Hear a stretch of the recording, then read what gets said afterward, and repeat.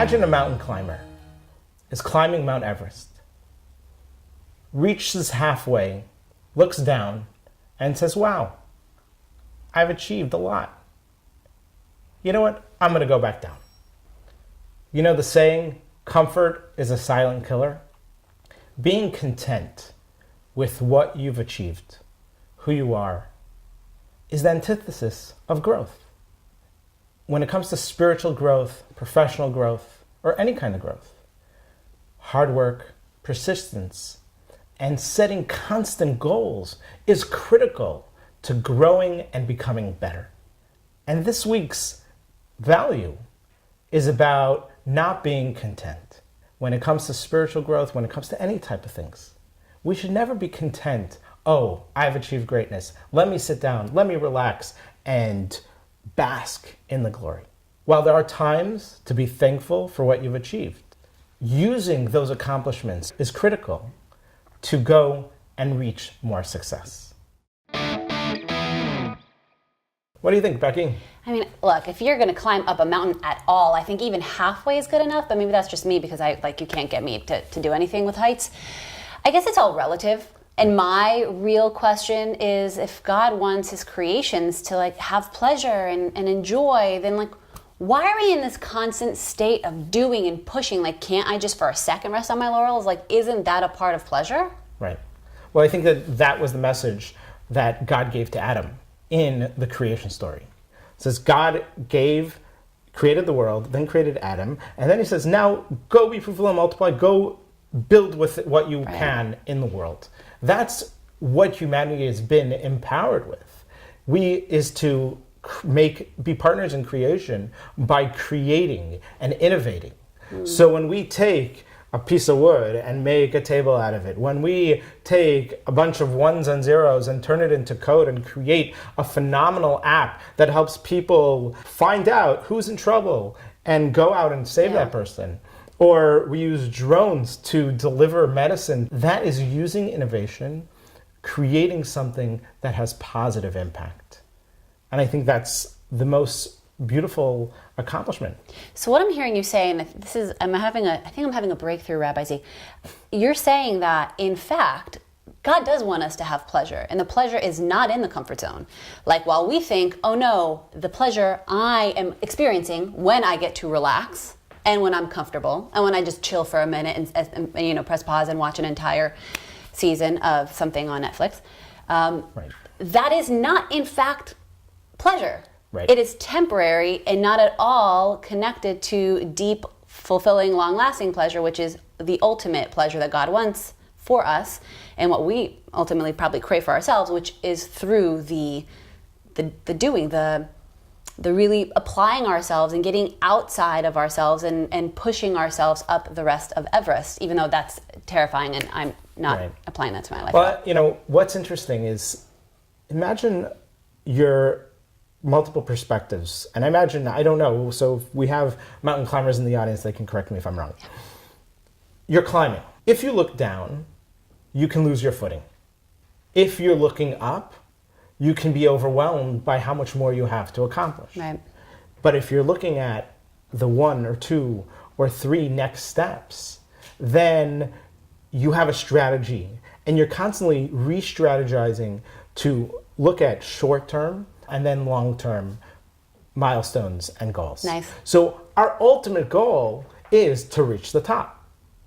But our milestones are the small incremental steps that it takes us to reach that. And by dividing it up into small bite-sized pieces, to small achievable actions, yes, cumulatively, they will accomplish greatness. But individually, we won't get overwhelmed by what we have to achieve. My wife likes to say I have paralysis by analysis. Yeah, I get that. In a sense that I'm constantly thinking and what could go wrong and strategizing and waiting for the data and looking at the information and seeing, oh, maybe we should do it this way and then maybe we should do it that way and maybe there's an alternative to do it better and so on. Just do. Yeah. Don't get stuck with the deliberations. Just do and learn from it. In Lean Startup, in many of the business models today, it talks about creating a minimal viable product. What is a small achievable goal? And not forgetting that by doing those goals, you don't become distracted by what you have or depressed by what you haven't accomplished. You can focus on what you have achieved. Right. While keeping in mind, there's always more work to be done. In life, there's always something else to be done. And I think that's a beautiful relationship shift that we can have to this to-do list. Like, I was talking to a friend yesterday, he was like, oh, I have so much to do. And I said, well, how beautiful that you have something to do. That there are people who are like, oh, I'm bored, or I wish I had more of what. Like, the fact that we have things to do, that we're given tasks, that we have purpose, should be a wonderful, exciting thing. And that's, those little steps create momentum, and the momentum is what carries us forward. Right. I think, it's so easy to drop momentum by sitting in the comfort zone. And like, while that does, again, I'm still like tinkering with my breakthrough, because I'm like fighting it even within myself. Like, it's nice to just chill out. But I know what happens to me after a day of chilling out. It usually happens if I'm sick, God forbid, but like, things like that always give me a perspective of, wow, I'm now forced to be in bed and not do anything. And while I thought this would be really fun, it's like hour 6 and I want to be up and active and like being what I'm supposed to be in this world. And this sort of stagnant energy and lack of momentum, and the comfort zone is a killer, because it's a wormhole of energy. You end up getting so comfortable that the momentum is even harder to keep kind of alive. So to take those daily small steps, like you're saying, and not overwhelm yourself with like the magnitude of your vision and your goals, which is wonderful to have in the background. Those daily actions keep the momentum alive, keep you out of the stagnant energy of the comfort zone, and I think keep you motivated and excited about this thing that you're working towards. Right. I think, from my personal experience, running a nonprofit, for example. So every year we have our annual event. This is the event that must be a success because it helps fund the entire year. Wow. And months and months and months you're working on it. Right. You're making sure the decor is correct. You're making sure the food is good. You're making sure the experience is right. You have the right speakers. You have the right invitation. The sizing of the invitation needs to be the right size that people will notice it. How many times we get mail and we just put it aside. We don't really look at it. So how do we capture people's attentions? And the minute details and figuring out how to do it in the right way is exhausting. Yeah. And I know from my events, I even forget to eat sometimes at the dinner, and I forget, all that adrenaline is pumping, and then after the event is over, you sit down and you want to just relax, and almost your body wants to feel. At least my experience is, it wants to like shut down, and by the next morning, you're like thinking, okay, you know what? I should relax. I should reward myself. But then there's there are certain things that need to happen right away. Right. For example, those people who went beyond, everybody needs to be thanked for their support. And that can happen over time. But those people who went beyond what you had expected, or beyond what their own expectations are, who really made this happen, you need to go out and thank them. And that can't wait. Sometimes it has to happen that evening. Yeah. Sending a text, sending an email, giving a phone call the next morning. So you have to stop yourself and say, look, I'm not going to be content with all that I've accomplished. Right. You've put on the most amazing event. Don't be content. Push yourself that extra 24 hours, that extra 10 hours to get in those last things, the final follow-up, and then maybe you can take a relax. Right.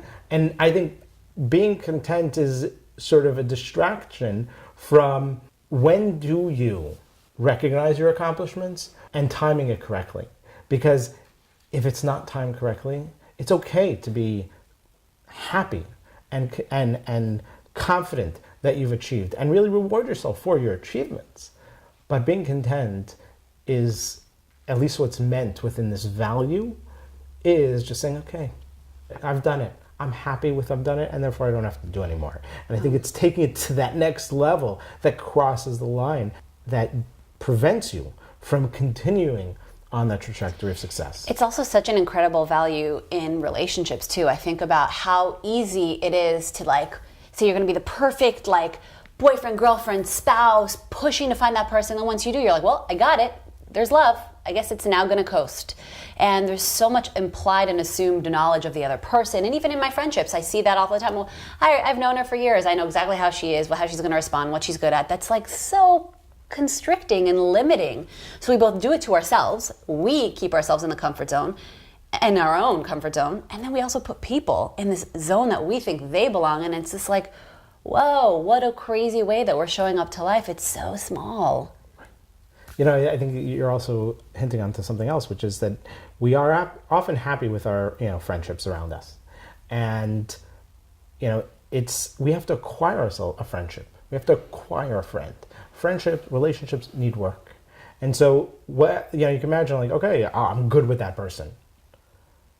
But if that person's always the one calling you, and you're never, look, we're great, they're always calling me, but if you're not reciprocating, they can often think, oh, you know what, why should I bother that person? Right. That person never takes the initiative to do their part within that friendship or that relationship. And I think that we cannot be content where those relationships are. We both have to work on it. It's both sides. It's dual. It has to be both of us that maintain it and reciprocate it.